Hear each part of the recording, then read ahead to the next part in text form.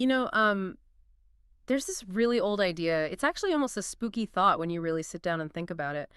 We tend to think of a book as just, well, as an inanimate object. Right, just ink on paper. Exactly. Ink on paper, sitting there on the shelf, totally passive. But there is this counter argument that certain books act more like psychological mirrors. That is a really provocative way to start. The idea that the book is essentially reading you while you are reading it. Yeah, I mean, you think you're analyzing it or criticizing it or even worshiping it, but really your reaction is just exposing your own internal wiring. It tells the world more about you. Right. It tells us more about you and the specific era you live in than it does about the text itself. It's like the ultimate Rorschach test. And I assume the book we were putting on the table for today's deep dive is the biggest Rorschach test of them all. You guessed it, the Bible. Yeah. And I want to be super clear about this right off the bat for everyone listening.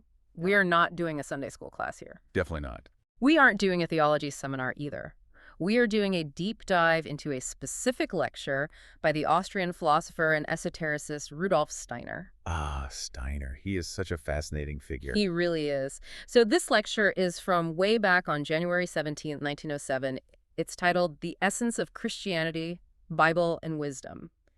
And honestly, even if you aren't religious at all, the way Steiner deconstructs how human psychology has shifted over the last 2,000 years is just mind-bending. It really is. And to set the scene properly, we have to remember where and when this is actually happening. Right, Stuttgart, 1907. Exactly. The world is modernizing at breakneck speed. You have the early automotive industry booming, electricity is completely changing how people live, and science is rapidly becoming the new dominant religion.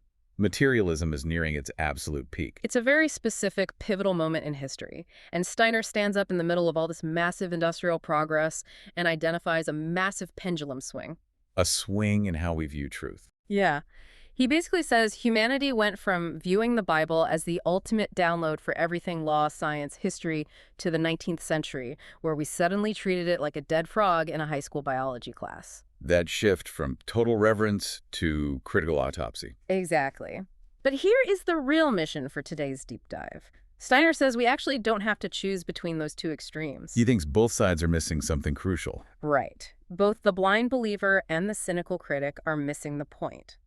He proposes a third way, which he calls spiritual research, or Theosophy. So buckle up. We are going to talk about jumping paper writers on piano strings, the ice of creation, and why reading the Bible just for information might be the absolute worst way to read it. It is a dense lecture, but the payoff is huge. It really offers a completely new framework for processing information and finding meaning. Let's start with that historical roller coaster you mentioned. Steiner spends a good chunk of time just setting the context. He talks about how the ancients, and he's being broad here, looking at Jewish antiquity and early Christianity, how they interacted with this text. Because it wasn't just a religious book for them, was it? No, not at all. And that is a distinction we often miss because you and I live in a world of compartments. We have a box for science, a box for religion, and a box for politics. Right, keep them all separate. Exactly. Yeah. But Steiner points out that for these early cultures, the scriptures were the literal download for reality itself. It wasn't just for, spiritual comfort on the weekends. It was their Constitution, their Wikipedia, and their Ancestry.com all rolled into one giant scroll. Precisely. It justified the entire social order. It contained the legislation for everyday, mundane life. It explained why the stars moved the way they did and why you shouldn't work on the seventh day. It was the operating system for their civilization. And because it was the operating system, the way they studied it was incredibly intense. Steiner mentions the Kabbalists. I've always been fascinated by this part. They weren't just reading the sentences for the plot. Far from it. The Kabbalists and later the Gnostics and medieval mystics, they scrutinized the text down to the individual letter. The actual shapes of the letters. Yes. They believed the shape of the letter, the numerical value of the letter, held real cosmic significance. It's the idea that if you swap two letters in the Torah, you might accidentally unmake the universe. Well, the stakes really felt that high to them. Steiner lists figures like the 9th century philosopher Scotus Erigena, or later mystics like Thomas Aquinas, John Tauler, and Jacob Boehme. Heavy hitters. Very much so. And their mindset is crucial for us to understand today. They believed the book was, quote-unquote, up there. It was the highest authority, the source of pure truth, and the human being was down here. So the dynamic was strictly vertical. Yes, very vertical. The human task was to stretch, to elevate oneself through intense study and pure reverence to match the wisdom of the text. There was never a question of asking, is this part factually true? Right, you wouldn't dare ask that. The only question was, am I developed enough to understand how it is true? It was a posture of absolute humility before the text. Okay, so that's the baseline. High reverence. The text is the master, and the reader is the student. But then we hit the 19th century. And Steiner seems to think something fundamental broke or maybe flipped in the human psyche. He calls it the century of Bible criticism. He describes a complete psychological inversion. If you imagine a seesaw, for centuries the Bible was high up and the human intellect was low down. But in the 19th century, the human intellect shoots up. Because of the Enlightenment. The Enlightenment, the Industrial Revolution, the scientific method, we figure out steam power, we figure out electricity. Suddenly, the human critic feels they are up here. And the Bible is just a dusty old collection of scrolls down there. Exactly. We started looking down on it, we started judging it. Steiner brings up David Friedrich Strauss as the perfect archetype of this shift. Strauss was a theologian in the 1830s who basically took a scalpel to the Gospels. What was Strauss's main argument there? He argued that the factual history of Jesus didn't matter nearly as much as we thought it did. He looked at the miracles, the virgin birth, the resurrection, and he said, these are myths. Just stories. Right. They are folk ideas, legends, community projections. Which, to be fair, is a very modern, rational take. It's the approach that says, okay, clearly people can't walk on water, so what does this story really mean? It must be a metaphor we made up to feel good. It is the standard modern view, for sure. But Steiner's critique of Strauss isn't that Strauss was being mean to the Bible. It's that Strauss, and really the whole 19th century mindset, was intensely reductionist. They just wanted the hard data. Exactly. They wanted to dissect the text, check the dates, find the contradictions, and strip mine it for facts. And when the facts didn't line up with 19th century materialist science, they simply discarded the text as an error. And the biggest error, the one that honestly still fuels internet debates and school board meetings today, is the creation story. Science versus the 7 days. It is the classic collision. Yeah. And the critics had an absolute field day with Genesis, because if you read it literally as a technical manual, it is messy. Steiner points out the most famous contradiction, the two creation accounts. Right, let's clarify that for the listener who maybe hasn't opened Genesis in a while. You have chapter 1, where God creates humans. Done. Then you turn the page to chapter 2, and God seems to create humans all over again. Yes. In chapter 1, God creates male and female together on the 6th day. Then in chapter 2, we get a completely different story. God forms Adam from the dust, and then later makes Eve from his rib. Which sounds like a continuity error. To the 19th century critics, it absolutely was. They looked at this and said, aha, bad editing. These are clearly two different ancient sources mashed together by a clumsy scribe. It's a flat-out contradiction. And to a logical materialist mind, the mind that is busy fixing steam engines and cataloging species, that is a slam dunk argument. It looks like a mistake. It definitely does. But hold that thought, because Steiner is going to circle back to this later and argue that it isn't a contradiction at all. He argues we have simply forgotten how to read the timeline. We will definitely get there. But before he solves that puzzle, Steiner does something that really surprised me when reading this. He doesn't just bash the scientists, he actually defends some of them. He notes that even the heavy hitters of science weren't all atheistic materialists. That is an important nuance. Steiner quotes Charles Darwin, the father of evolution, the guy usually blamed for killing God in the 19th century. Which is wild. You would fully expect Steiner, the esoteric spiritualist, to frame Darwin as the villain of this story. But he doesn't. He actually quotes a reflection Darwin made about human language. Darwin looked at the sheer complexity of speech, how articulate it is, how it conveys deeply abstract thought.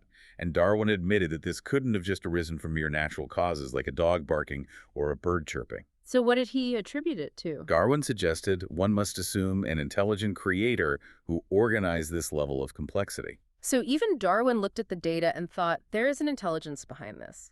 Right. Steiner also mentions Jean-Baptiste Biot, a very serious physicist, who made a remark that Moses was either scientifically advanced far beyond his time or divinely inspired. Steiner is showing us that true science doesn't necessarily lead to atheism.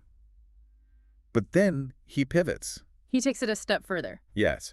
He says, defending the Bible intellectually is fine, but there is a deeper way. And he brings in Paracelsus. Paracelsus is such a character. Medieval physician, alchemist, radical thinker, Steiner quotes him saying, "All medicine can be learned from the Bible." Now, I have to push back here. If I have a terrible migraine, I'm taking ibuprofen, I'm not reading Leviticus. What on earth did he actually mean? And knowing Paracelsus, who was a physician, he would probably give you a mixture of herbs and minerals for that migraine too. He wasn't anti-medicine, but his point was about the source of knowledge and healing. He warned heavily against reading the Bible for information. For the what, basically? Right, he believed you should read it for the power. The power. Yeah. That sounds a bit mystical. Almost like casting incantations. It borders on that conceptually, but think of it as resonance. Paracelsus and Steiner argue that the words in these sacred texts aren't just dry descriptions of historical events. They are, in a sense, encoded frequencies. Encoded frequencies. Yes. Steiner says if you let the words live in your soul, if you visualize the images without immediately dissecting them logically, they fertilize the soul. It is about the power of the word, not just parsing the grammar. So it's less like reading a textbook and more like listening to a symphony. You don't analyze the mathematical frequency of the violins to cry at a sad song. You just let the wave of sound hit you. That is the perfect transition, because Steiner actually uses a musical analogy to explain why modern science, that 19th century critic, fails to understand the Bible. This is his famous deaf person to the piano analogy. This visual really stuck with me. It's so simple, but it explains so much about the materialist worldview. Walk us through it. Okay. Steiner asks us to imagine a deaf person sitting right next to a piano while a virtuoso is playing a beautiful masterpiece. Now, this deaf person is not stupid. Their eyes work perfectly. Their brain is sharp. But they cannot hear a single note. Exactly. They are entirely cut off from the sound. To try and understand what is happening, this deaf person opens up the piano. They sprinkle small pieces of paper wire. Steiner calls them paper writers, onto the strings. Okay, I can picture this. When the pianist hits a key, the string vibrates, and the little paper writer jumps. So the deaf person sees the paper jump, they can measure how high it jumps, they can calculate the velocity, they can perfectly analyze the mechanics of the little felt hammer hitting the wire. They have all the data. They have the mechanics. They could write a PhD dissertation on the exact movement of the paper writers, but do they have the music? No, they have zero clue what the song actually is. They're missing the entire point of the exercise. And that, Steiner says, is the exact position of modern natural science. Science is the deaf person analyzing the jumping paper. It can describe the physical processes perfectly, the atoms moving in your brain when you smell a rose, the electrical signals firing when you feel love. It can describe the paper writers Perfectly. but it cannot explain the actual experience of smelling the rose or the deep feeling of love. Exactly. Steiner says modern science only studies the sleeping human. It studies the world where the soul experience is extinguished. It sees the mechanism brilliantly, but misses the meaning completely. That is a pretty heavy indictment of the modern worldview. But he is careful to say the deaf person isn't wrong, right? The paper writers are actually jumping. Yes, and this is crucial for you as a listener to really understand. Steiner is not anti-science. He says the facts of natural science are entirely true. The atoms are there. Evolution is real. The paper is jumping. So he's not disputing the data. Not at all. Theosophy or spiritual research doesn't say the scientist is lying. It says the scientist is deaf. So if natural science is the deaf person, what is Theosophy in this specific 1907 context? Is it just hallucinating music that isn't really there? No. Steiner claims that just as we have physical eyes and ears, we have latent spiritual organs that can be developed. An initiate is simply someone who has learned to hear the music that corresponds to the jumping paper. They perceive the spiritual reality behind the physical facts. Okay, so let's apply this new hearing back to the Bible, because this is where the rubber meets the road. If you stop looking at the Bible as a broken history book, the jumping paper, and start listening to the music, how does that solve the contradictions? Let's go back to that Genesis problem we talked about earlier, chapter 1 versus chapter 2. This is where Steiner introduces the water and ice analogy. I loved this part. It's incredibly helpful for visualization. Break it down for us. Imagine a flowing stream of liquid water that eventually freezes into solid ice. A materialist scientist, someone who only studies the physical world, only looks at the ice. They study the hard, solidified matter. They can measure it, chip it, weigh it. Okay. The ice represents the physical, material world we see around us every day. Right. But the spiritual researcher looks at the water before it froze. They look at the fluid spiritual state that preceded the physical state. Steiner argues that matter itself is just condensed spirit. Condensed spirit. So the physical world is just spirit that has slowed down and hardened. Exactly. Even the Bible hints at this when it says the Spirit of God moved over the waters. So let's look at Genesis with this new lens. Hmm. The critics say chapter 1 and chapter 2 contradict because they tell the story of creating man twice. Right. Steiner says they aren't contradictory at all. They are simply chronological steps in density. One is the water and one is the ice. Yes. Chapter 1, where it says God created man in his own image, male and female created he them. Steiner says this refers to the spiritual human. This is the water phase. This human form was fluid, not yet hardened into matter. Wait, so the Adam of chapter 1 isn't a physical guy walking around in a garden. It's a spiritual blueprint. Correct. It is the spiritual archetype. Huh? And crucially, notice the text says male and female created he them. Steiner reads this as a single being that contained both principles. It is asexual or dual sexual, a spiritual wholeness. Okay. Then you move forward to chapter 2. This is the condensation into ice. The text speaks of forming man from the dust of the ground. This is the exact moment spirit condenses into physical matter. And that is when the split happens. Yes, it is only here, in the physical hardened state, that biological gender appears. The rib being taken out is the separation of the sexes. So chapter 2 is specifically the story of the physical body being formed. So the critics screaming contradiction are just looking at the ice and confusing it with the description of the water. Precisely. They are trying to read a description of a spiritual process, chapter 1, as if it were a physical event on a material timeline. They are the deaf person screaming that the sheet music doesn't match the movement of the paper writers because they don't understand the music came first. This idea that matter is condensed spirit really changes how you look at everything, doesn't it? It's not just about decoding ancient Bible verses. It fundamentally changes how you view your own body. It is the core tenet of this worldview. Many people think being spiritual means rejecting the physical world, ignoring the body, ignoring science, pretending matter is just a dirty illusion. Steiner says no. Because it's all connected. Right. The brain, the body, the rocks, the trees, they are all expressions of the spirit. They are just the frozen part of the river. He makes a really specific point about the brain, actually, because in 1907, just like today, scientists were boldly saying the brain creates thoughts. Right. The materialist view is that the brain secretes thoughts like the liver secretes bile. That was actually a famous quote from that era. The logic goes, if you damage the brain, the thought stops. Ergo, the brain made the thought. And Steiner counters that by bringing up the piano again. He does. He says if you smash the piano to pieces, the music stops. You can't hear it anymore. But is the pianist dead? No. The instrument is just broken, so the physical expression is impossible. But the source of the music remains completely intact. Exactly. The brain is the tool of the spirit, not the source of it. It's the instrument the spirit is playing. I think this brings us to a really practical question. Because sometimes when people get deep into this high-level, esoteric, stuff matters first in spirit, reading the cosmic record, all of that, they become, well, kind of useless. They get floaty. Yeah, they get floaty. They can't pay their rent. They don't do the dishes because mundane chores are too material for them. The head in the cloud syndrome. Steiner is vehemently opposed to that mindset. In fact, he argues that understanding this connection makes daily life more important, not less. How so? If the physical world is condensed spirit, then how we handle the physical world is inherently a spiritual act.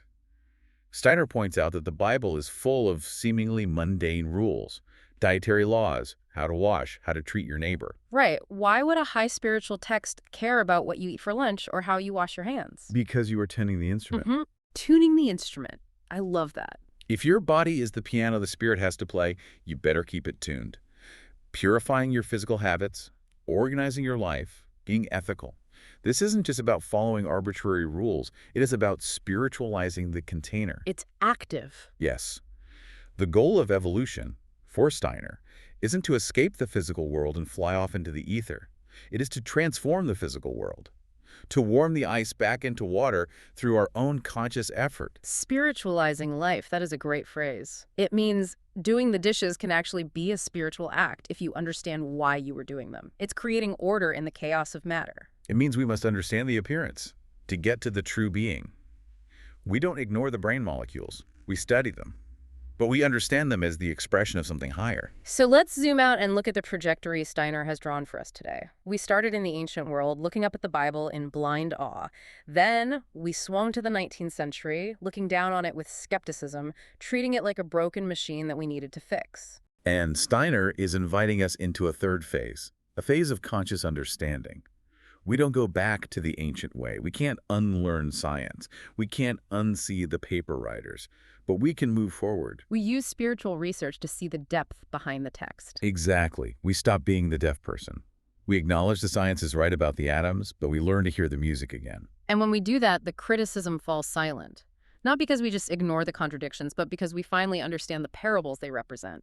As Steiner quotes, the letter kills, but the spirit gives life. The letter kills. That brings us right back to the autopsy. It does. You can dissect a body perfectly, but you have to kill it to do so. You have to stop the life to study the parts. The spirit gives life means looking for the living power, that magic that Paracelsus talked about. It is a profound call to develop those new organs of perception, to not just look at the world, but to look through it. Which brings us to a final thought for you listening today. Steiner suggests that if we only use our physical eyes, we only see a physical world. That seems obvious, but flip it around. What if the world you see around you right now, your office, your car, the person sitting across from you on the train, what if all of that is just the ice? What if everything physical is just a parable for a hidden spiritual reality that is constantly unfolding, and we are just walking around like that deaf person at the concert? It implies the music is playing right now. We just have to tune our hearing. Imagine walking through the rest of your day assuming that the music is actually there, and everything you see is just a paper writer jumping on a string. How would that change how you treat the people around you? How would it change how you treat yourself? It certainly makes the mundane world a much more mysterious place to live in. It really does. Thanks for diving deep with us. Keep listening for the music. We'll catch you next time.